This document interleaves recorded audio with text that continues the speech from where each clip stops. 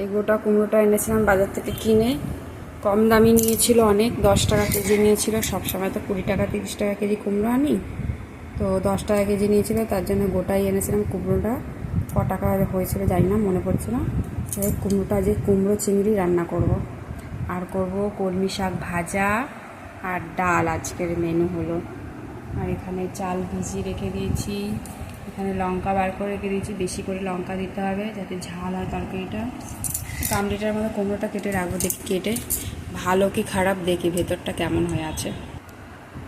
যেমন বাজারে কুমড়ো কাটে ওইভাবেই আমি কেটেছি। এখন কুমড়োটা খুলিনি, খুলে দেখি কেমন হয়ে আছে ভেতরটা।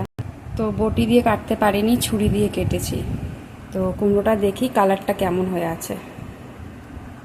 বাহ, কুমড়োটা ঠকিনি, ভালোই হয়ে আছে, ভালোই লাগছে কুমড়োটা।